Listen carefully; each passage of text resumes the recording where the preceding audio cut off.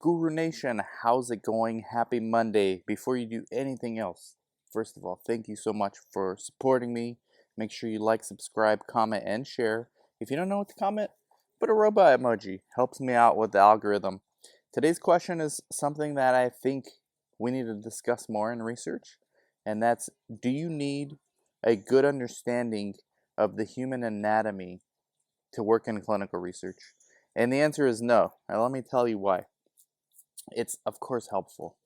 It's of course helpful if you are a coordinator or a CRA to not just understand the anatomy, but understand all the interconnectedness of the anatomy, cellular pathways, investigational products, approved medications, adverse events, common adverse events, primary and secondary endpoints, assessments.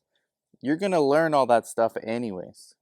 You don't need to learn or have a knowledge of human anatomy to get started in clinical research.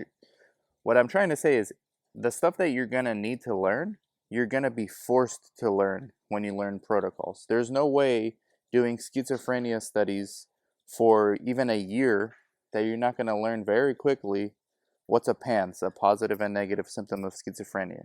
You're going to learn very quickly what's an antipsychotic and what the most common side effects of antipsychotics are. And you could do this across the board for any therapeutic indication and any medical condition.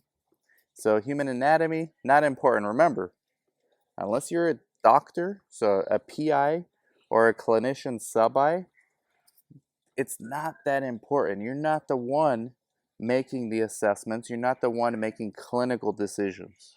That's the investigators. Even when you're a CRA, you need even more of a working knowledge of this kind of stuff and how all these things interact with each other.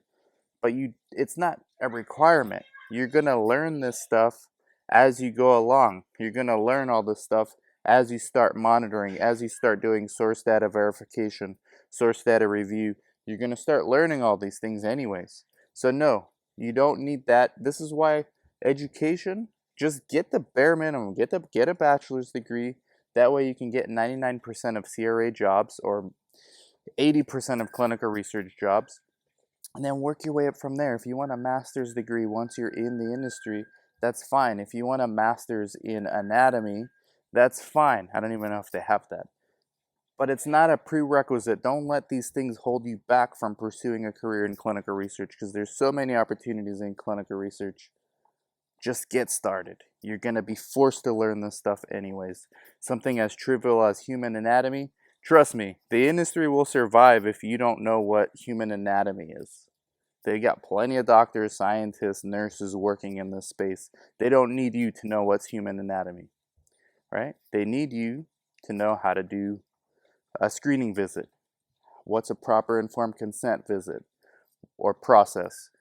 They need you to know what happens, what triggers when an AE occurs, what does that trigger with CONMEDs, and how does that interact with the data of the study. That's what they need you for, not to memorize what bone goes where and all this other stuff, okay? So hopefully that helps. Get yourself in the industry. Don't let things hold you back.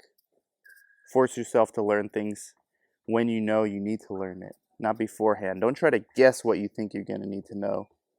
Learn it when you know what you need to know. Bye-bye.